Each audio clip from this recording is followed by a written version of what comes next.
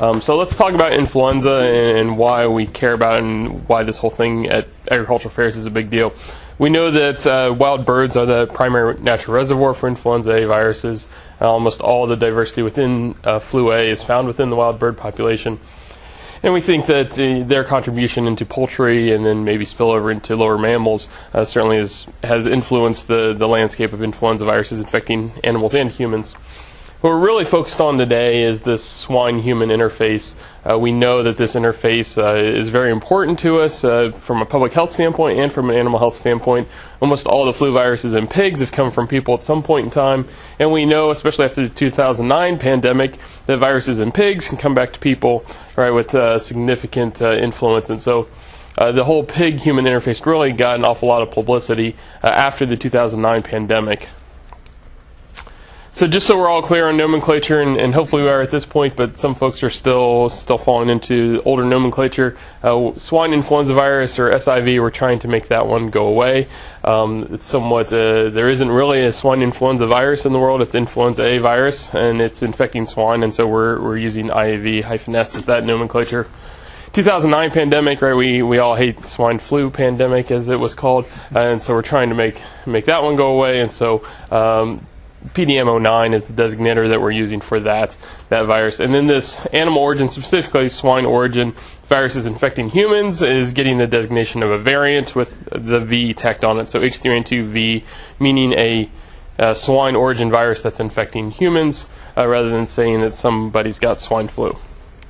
So agricultural fairs, right? This is one of those things that we just have this unique swine-human interface. We think about what's going on here. We have non-commercial pigs, and so we know this is a small subset of the swine industry within the U.S. They're mostly being raised for youth education programs. About 1.5% of the total U.S. swine population is being involved in exhibition swine. What we do at agricultural fairs, right, we bring multi-source pigs together and we commingle them. Right, everything we teach you not to do in biosecurity, we do at an agricultural fair. We bring multi-source pigs together, we commingle them, and then we invite the public in. In fact, oftentimes we charge the public to come into this environment. All right, so roughly 150 million people attend agricultural fairs every year. So we mix pigs and people together for a prolonged period of time, and I guess maybe we really shouldn't be that surprised that we have zoonotic transmission occurring in these settings, but we do. And so if you think about the idea of what we have in agricultural fair, it really doesn't happen in commercial swine barns, right? We don't invite people to come in with their lemon shake-ups to walk down through the aisle of the pig barn.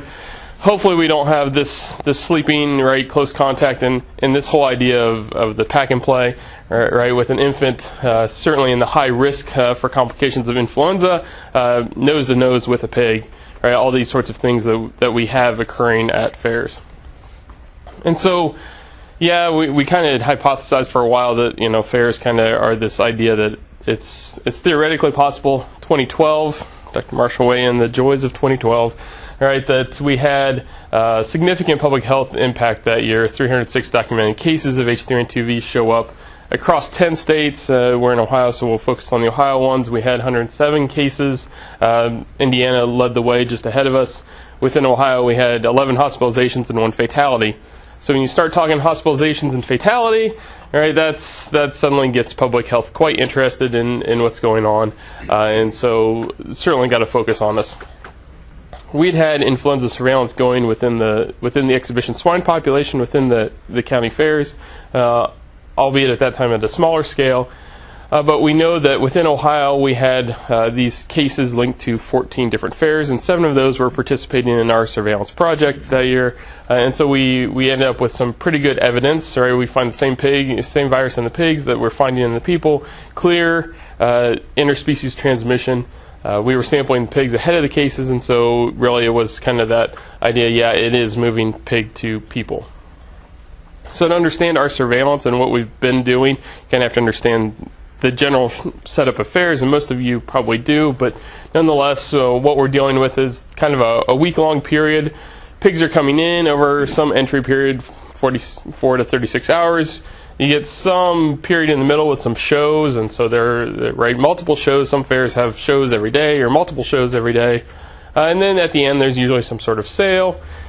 That's when we've been sampling pigs, is at the end of the fair, right? So they've been commingled, they've been able to amplify virus for that period of time. We don't have to sample as many pigs to find out if there's virus there. And as they're getting on the sale truck, right, suddenly we don't have as many people really caring as much about, are you sampling my pig and that sort of stuff. And so that's when we've traditionally done our major surveillance.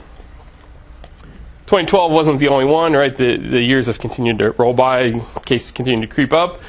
2016, we were back in it again, and so right, this report coming out of the 18 cases we end up having in 2016, certainly it's still out there. Ohio, Michigan on the board again. So just a brief look at what we had here in 2016. These are all of our cases along the y-axis, and this is collection date, and I realize it's pretty small, but we're going here from July 28th through August 19th, right? So basically 1 month, really tight, short time span. We have all these cases show up.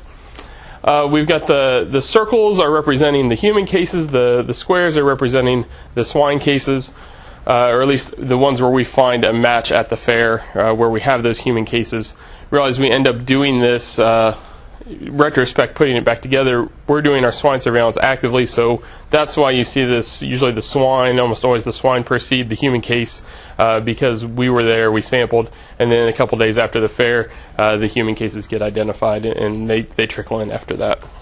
If you would look at the general idea of what we had in 2016, we have almost all these cases clustering up here, which is a human-like virus that was introduced back into pigs in the 2010-2011 human seasonal strain ends up back in pigs. It's been expanding through the commercial swine population. 2016, it ends up with an exhibition swine population and spills back into humans at the fairs. We had another cluster down here. What was one fair that has the more traditional, or what we had in pigs for a while, the older H3. Nonetheless, right, it's still occurring, and so that's happening. And I know the public health response, and I've heard these. Right, hey, it doesn't take a genius if we're saying it's happening at fairs, it's happening at pig shows, just shut down the pig shows, right? And that's really not the response and that we think is appropriate. We think we can do these things and have it in a more responsible manner, but we need some evidence to really say what strategy should we put in place to do with these sorts of these events.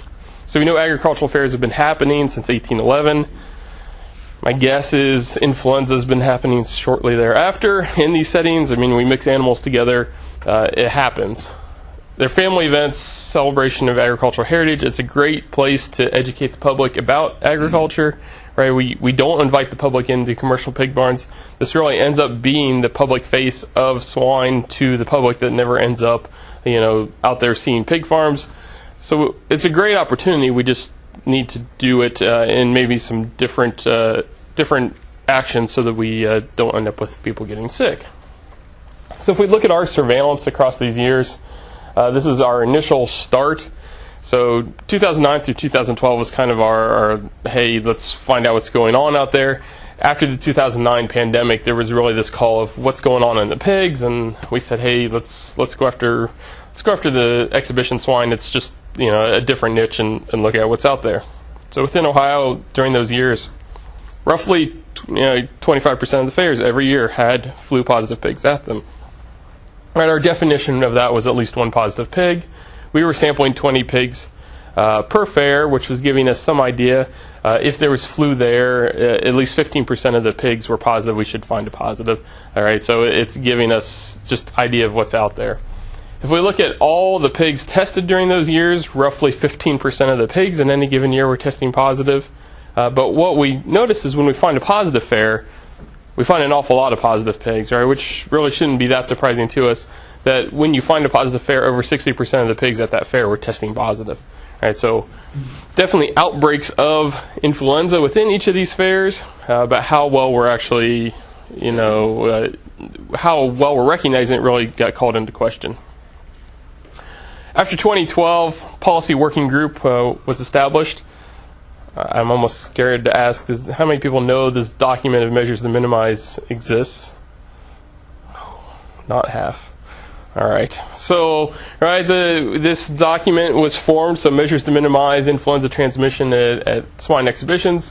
We all came together, wrote this document, and what we realized in writing is really it was an awful lot of intuition with very little scientific evidence for what we were writing, and so we really couched things very generally and with should consider and maybe this will work.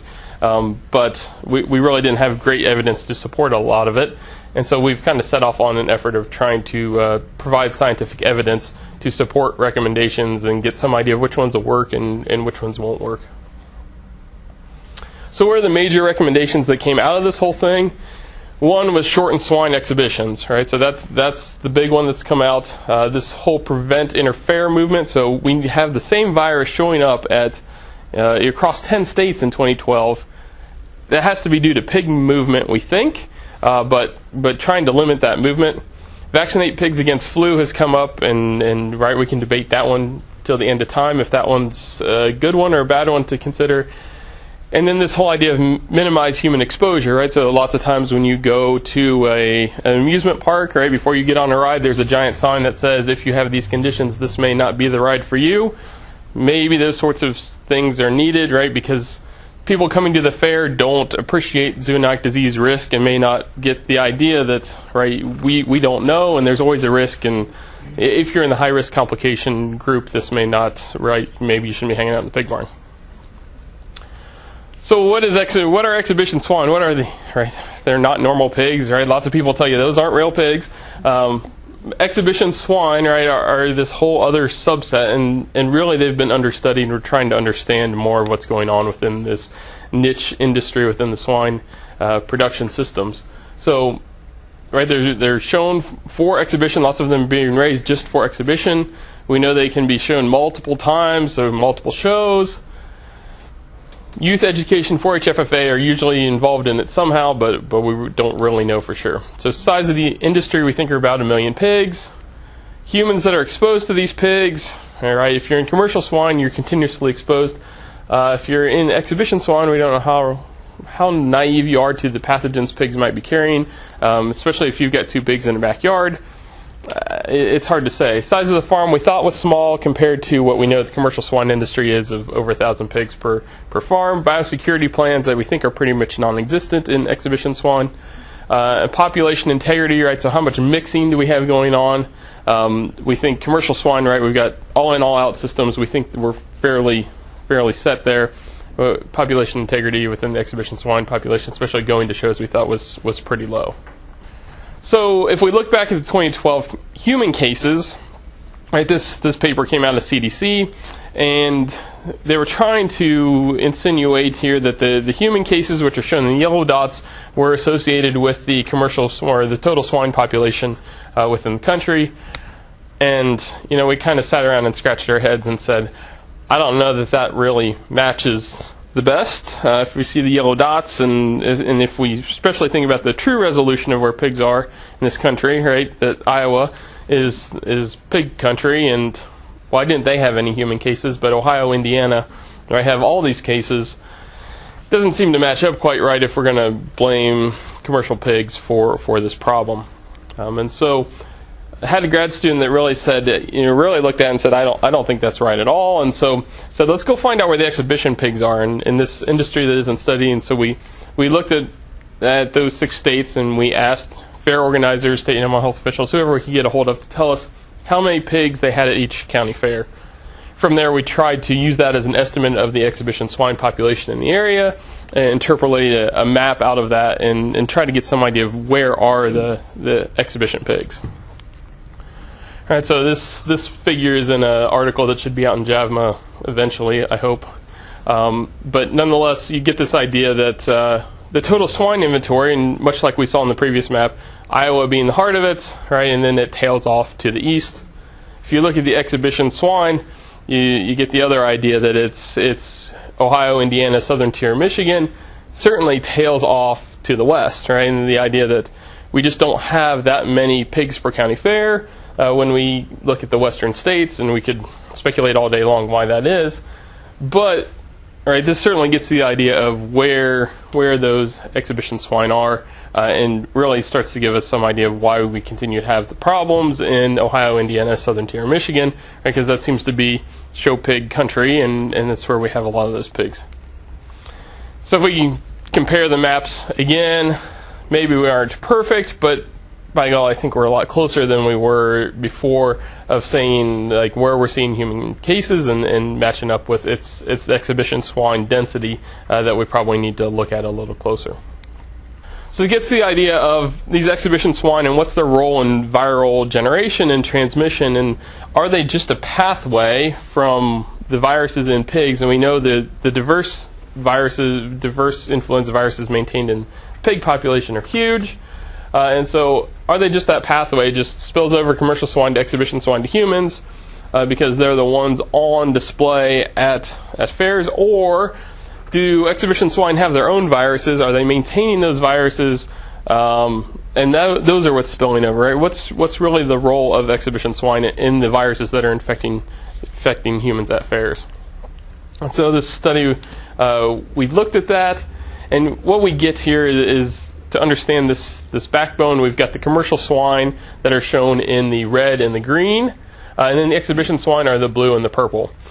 And so you get the idea that we've got the bigger commercial swine population, right? This is the USDA surveillance stream giving us some idea that, yeah, there's this ongoing viral evolution within the pigs, and we get these different clades, and certainly we can see some that persist quite well. We see some that spill over into exhibition swine, and they become the exhibition swine sort of clade, right? And so we can take our pick of this one, right? There's a branch, this blue branch down here, and this becomes a whole cluster of exhibition swine samples we have. The concerning thing to us is that then we see it show up back in the commercial swine stream again. So it kind of becomes an exhibition swine strain, and then it ends up back in commercial, which says to us, right, we've got some sort of mix between commercial and exhibition swine. We know that as we're mixing pigs at fairs, we are creating new strains. We've had that occur. During our surveillance, we've picked up a new strain that emerges at a fair. Nobody'd seen it before. It shows up there. And then we follow it downstream, and if it could end up back in commercial swine, this is a potential source for novel viruses back into commercial swine population. So that whole commercial swine, exhibition swine interface really needs some more study. So out of that, we know that we've got these frequent introductions from commercial swine. They're spilling over into exhibition swine. This level of exchange really wasn't expected, especially from the thought that commercial swine and exhibition swine are two separate populations and they aren't really mixing. We know we have ongoing reassortment occurring within the exhibition swine population, which increases the diversity. And then the other thing that we were picking up was this exchange of viruses between Indiana and Ohio. This was focused on those two states. Basically the idea that we're getting the same viruses in the two states. How much movement do we have of pigs between those two states? Really need to take a closer look at that.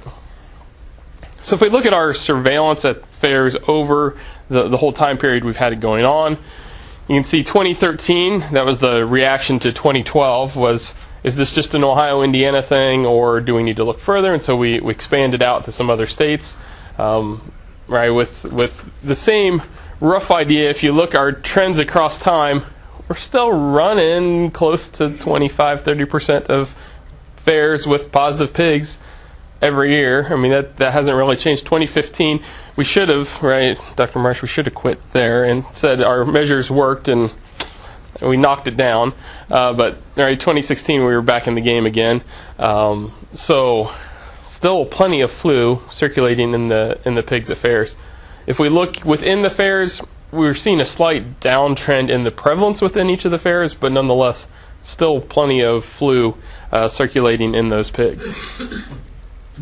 So we know at the end of the fair, roughly 60% of the pigs are positive when we have positive pigs, right? Which that's kind of been our standard. Maybe we're ticking that a little lower. The question is how many come in positive, right? How much of this amplification is actually occurring within the fair? If we're saying this is a 5-day exhibition or 7-day exhibition, what are we actually looking at? So this is where we kind of ratcheted up the level of crazy and said, let's start to look at this. And so we wanted to know the prevalence of of influenza in pigs coming into the fairs. And so along with that, we wanted to try to get some idea of, can we predict which pigs are coming in with flu? Is there a model of which are the risky pigs? Maybe we could target education towards certain demographic or certain locations or something to get some idea of which pigs might be coming in positive. So during 2014, we enrolled exhibitions in Ohio and Indiana, and they were sampled at the first time that they could be identified by an ear tag when they came into the fair. And so that might have been on a trailer, right? So some fairs make the pigs get tagged ahead of the fair, and so if they came in already tagged, we could sample them at that point in time. Maybe it was in a pen. Some of the fairs had tagging crews go around through the fair once the pigs were in the pens and tag them at that point. Or potentially it was through a chute, right? So they brought them all in, weighed them, ran them through a chute, and tagged them at that point. So we had one fair where they were already pre-tagged, we had two where they were tagging in pens, and then the rest of them were in the chute. So we did snout wipes, and so if you aren't familiar with the snout wipes, it was just a piece of cotton gauze, and we were wiping the pig's nose. We knew that since we were sampling them upon arrival at fairs, if we tried to snare them and swab them, that we were going to be blamed for every pig that didn't win the show. And so that was nothing we wanted to tangle with. And so we went to snout wipes, about 83% as sensitive as a nasal swab, which was good enough for us to conduct this study. Put them in viral transport media. We froze them. Right? At that point in time, we did not want to know the results. Right? Knowing the results at that point in time would only be some sort of ethical dilemma of what to do, knowing I've got positive pigs. And so they went straight in the freezer, and we didn't touch them for a couple months. Once fairs were over, when we started testing, ran PCR and tried to isolate the virus where we could. So if we look across these exhibitions, again, we've got the idea of where we're able to sample them. Number of pigs that were exhibited at the fair, and you can see we range from very large fair down to what we would consider large county fairs, which I realize if you're not from the show pig end of the spectrum, right, these still seem like really big fairs. We selected these fairs because this is where we've had ongoing flu, right? We wanted to be able to increase our odds that we'd actually find flu to get some estimate. So number of pigs tested, you can see we range from darn near every pig at some of the fairs to, hey, you know, they're just flying in way too fast for us at the big fair, and so we just get what we can. Nonetheless, we end up sampling 3,500 pigs. Positive, so at least on our PCR screen, 5% of them tested positive at that point in time. Again, you can see they're in those top exhibitions. Virus isolation positives, so we're calling these our true positives, 1.5%. Right, so 1.5% coming in positive, that's kind of in the neighborhood we thought. It's going to be low, and it's going to amplify during the fair. The one that really caught our eye here was this Exhibition B. All right, so they come in, and PCR positive, 34% of them were positive coming in. We were able to grow virus from 10% of them. Seems like an awful lot of pigs coming in with flu, and so that really caused us to look a little deeper into that. We dove into that sampling, and what we have here are the individual pigs positioned during sampling, and then the CT value on the y-axis. And so just remember with PCR that a lower value is a stronger positive. And so this was also time course, so it's not just position, but it's also time as they're coming in. And so as they're coming in and we're sampling them, you get the idea that we're running along negative, so anything above the black line is negative, and then we start hitting some positives, and we hit this whole cluster of positives, and we kind of tail off towards negative again. Right? We get a couple more positives, and then we get this other cluster again at the end. And so we start to say, you know, what's different about this whole thing, and we remember that this is one of the ones that was sampled in a chute. And so we start to get suspicious that we have some sort of environmental contamination, especially those sort boards, the scale, something, right? So a positive pig comes along, deposits secretions from their nose on that sort board, and every pig after it touches their nose to it. Whether they're actually infected at the time we sampled them or not, we don't know, but nonetheless, they've all picked up virus on their nose. Seems like a really good way to spread virus really quickly through a group of pigs. Just for comparison, this was a fair where they went around and did tagging within the pens. one positive, and you can see a completely different picture of what exactly is going on, at least in our test results. So this, right, the idea that it really is low coming in. We think that these movement corralling activities probably enhance the pathogen transmission during the exhibitions. Right? If within the first 24 hours when you're at the fair, you're doing some sort of weigh-in, seems like that might be a problem. Although we didn't have great proof of it, that was certainly speculation at that point in time. Since we've got such low prevalence coming in, we thought the mitigation strategies really should focus on limiting transmission within the fair rather than trying to keep the positives out. Right? We'd heard an awful lot of why don't you just test them and keep the positive pigs out. The logistics of having a lab on site and testing and the rapid tests are not good enough to do this. So, right, to us, if you could keep it at 1.5% for the course of the fair or something low, we'd be a lot better than 60% at the end. In this idea of survey of on-farm practices, right, we had this 24-question survey we gave to the adults as they came into the fair when they were tagging and that sort of stuff.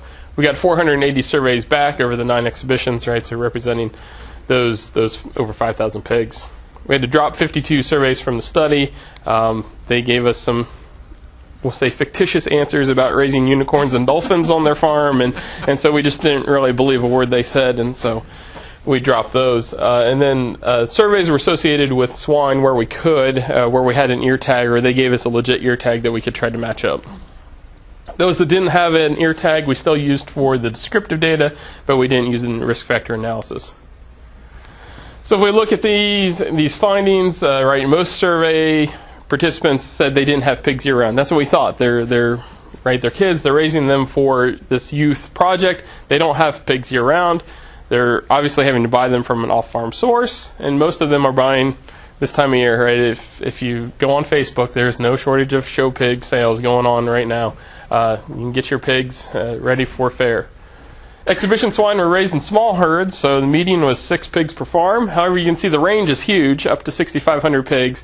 That's clearly a commercial swine producer, right? And so this link between commercial swine and exhibition swine, we've got somebody coming into a fair saying, yeah, my show pigs I've got with me today were raised with 6,500 pigs. Clear link between commercial exhibition swine. Same locations as other livestock, we aren't really surprised there that cattle, poultry, right, all those sorts of things are being raised in these small farms. Kind of what we expected, but didn't have any data to show. Movement is where it gets really interesting for us, and we talked about this idea of limiting inter-fair movement. And so in this case, the participants had said they'd been on average to at least 3 shows before they came to the fair where we sampled them. Median 2 range 0 to 50, right? So this was July, August of 2014, and we said, during 2014, how many shows have you been to? Right? And they're telling us, somebody told us 50.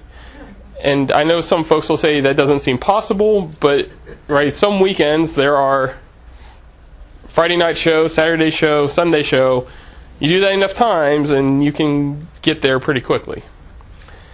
Are they bringing pigs back? Of course they are. On average, they brought pigs back from almost 3 exhibitions. Again, huge range. And then we asked about this individual pig. How many shows has it been to? Average was 2, but again, up to 30 shows for one individual pig.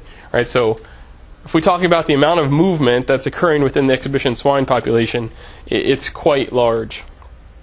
We asked them for that fair, how long had you traveled, since you loaded to the point that we're sampling, how long has the pig been loaded? So average was 3.2 hours. Granted, some of that might have been a long wait to get in or unloaded or that sort of stuff, but nonetheless, right, we've got, again, a lot of movement of these pigs. If we're asking them, do you implement some sort of isolation for pigs returning to your farm? Almost half of them said yes, but if we dive farther into that, some of them would tell you that their isolation period was 1 hour, right? Which I think we would, right? We all chuckle that that's not really isolation, but to them, they're saying yes, we are in fact isolating pigs when they come back. Do they have contact, or does somebody in their premise have contact with pigs other than their own, or someplace at least once a week?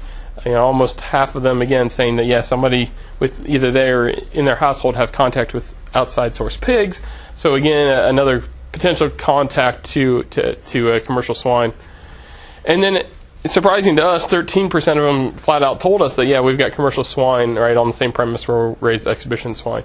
This was lower than a survey that had come out of Minnesota, but nonetheless, still we've got the link occurring. So if we look at the risk factors of what in the world might predict a positive pig for us, we've got all these things, and I realize there's a whole bunch on there that almost none of them are significant. The one that pops out for us is if they hosted an open house or sale on the premise where people would come into contact with pig. And my grad student was under the thought that somebody might bring virus to them, and that's going to make it riskier. The reality is, I think that what we've captured here, and so the folks that are hosting these open houses were almost 4 times more likely to have positive pigs. I think what we're picking up are the professional show folks, the ones that are going to 30 shows, right? The ones that are out there all the time. We've captured them with those are the folks that are selling. They're the ones that are having an open house. They're the ones, right, they're out there all the time. We just didn't quite phrase the question to get what we were really after, but I think that's what we've captured out of that. It's not actually the action of having the open house that's causing those pigs to get infected. So if we look at what we kind of learned about the exhibition swine population out of this whole idea, right, we know it's a diverse mixture of farm types, everything from commercial swine to the prototypical 2 pigs in a backyard. Their management, right, is completely different from commercial swine population, and we probably need to stop applying commercial swine management practices or our assumptions upon exhibition swine. We know we have this interaction. We know it's still poorly defined. We've seen virus move across it. Now we've had folks tell us, right, that we've got this happening, right? But the gene flow, the viral gene flow across that bridge really is a significant thing that we need to try to understand, because that's what's continuing to fuel new viruses into the system. So we had this idea, right? Here's where we were at. We knew 60% of them are positive at the end of the fair. We know less than 1.5% of them are positive at the start of the fair. In between, we didn't know, right? Where do we come out in the middle of this whole thing? When should we get concerned? We don't know. If we could keep it down at 1.5%, we'd all be really happy. We didn't really think that that's quite possible, but right, that's the goal that we're trying to get to. So how do we put some sort of mitigation strategies in place? So shortened swine exhibitions, right, is the one that keeps coming up. Right, so we had written in the measures to minimize, shorten them to be on the grounds no more than 72 hours. Right, we didn't have great data on why 72 hours. It kind of got floated out there, and we said, let's run with it. And so 72 hours was the one we went with. And so we set upon a project to validate this and see if we could get some data to support 72 hours. So what we did at 8 fairs, we sampled every pig every day with snout wipes. And so we did that for 2 years, so 2014, 2015, at these same fairs. So we ended up sampling 6,800 pigs. And we end up with 13.9 of them detected positive during the course of the study. Again, we were picking fairs where we thought we would have some likelihood of finding some positives, so we could get some understanding of what happens in these fairs when we have flu virus introduced. If we look at this, within those fairs, so 16 fair events, 8 fairs twice, we end up flu at 7 of them, and we had sustained transmission during 5 of them. And those are really where we end up focusing. Within those 5 fair events, the proportion of pigs that were positive at the conclusion of the fair is 49%. So that's roughly our same idea that, hey, 60% of them or 50, whatever we're going to say, a bunch of them were positive at the end. However, had we cut it off at 72 hours, the proportion of positive pigs would have been less than 18%. Right? And so starts to give us really some idea that 72-hour rule would have some effect for us. And this is probably the take-home slide. And so if we follow our percent positive day over day, or each of our samplings, you can see that we've got some that start out really positive, they dive negative or dive really, really low prevalence, and then over the course of the fairs they take off.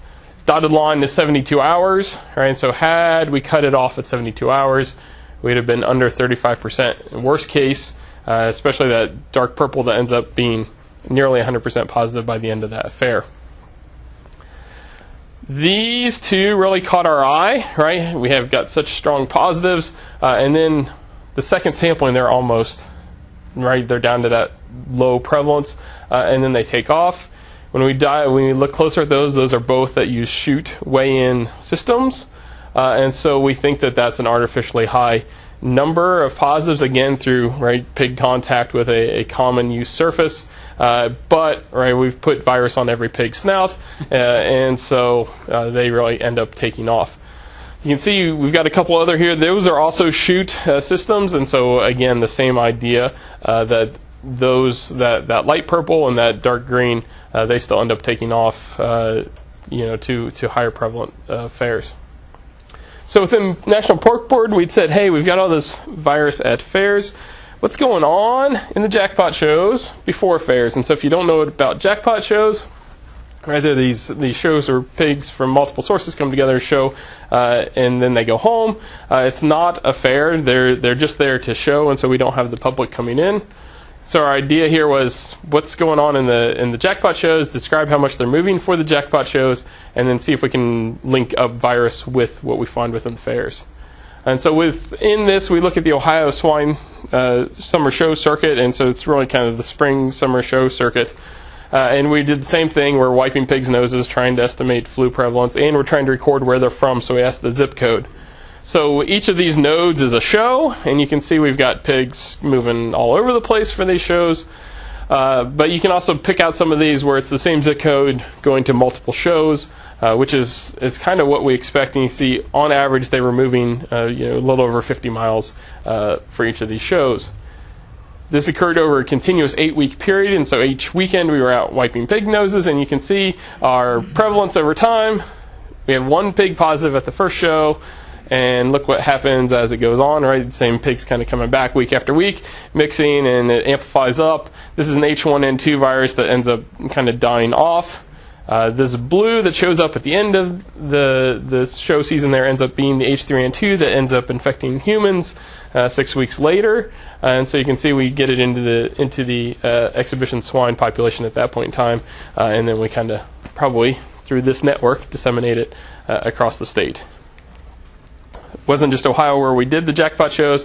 Ohio, Indiana, Michigan is really where we focused, and you can see they all have their own circuits. They're all fairly independent of each other. We don't have much crossover between those. However, if you would overlay national shows on top of it, then you can find, right, the connections where we probably have one virus introduced into a national show. It disseminates out to all these other circuits, and then we spread it through the circuits, and that's how we end up with one virus across 10 states, right, in 1 month. It's not pigs going fair to fair to fair. It's some common source before it that probably disseminates across all those states. So what do we know? Exhibition swine population, right? They're this unique thing. They're small. They're not the commercial swine industry. They don't manage their pigs the way the commercial swine industry does. We know the commercial swine, exhibition swine interface is important, but it's still not well defined for us. We know the decrease in number of variant cases, right? We're not getting 306 cases a year. Is not due to decreased influenza activity within the exhibition swine. There's still plenty of flu virus in those pigs. We're going to say some of our mitigation strategies are helping, although you could also argue population immunity within the humans, that they've already been exposed, and that sort of thing is playing a role. We know that flu virus continues to reassort within the exhibition swine population, and novel viruses are being generated. We also know that subclinical infections are really common. We play flu or no flu when we're out sampling, and we are really, really bad at guessing which fairs have positive pigs at them. And so the idea of visual inspection going to catch them probably isn't the case. And we know that all fairs don't have the same risk, right? More pigs at the fair certainly is a risk. Longer exhibition is a bigger risk. So, right, we can't apply a one-size-fits-all program to the fairs.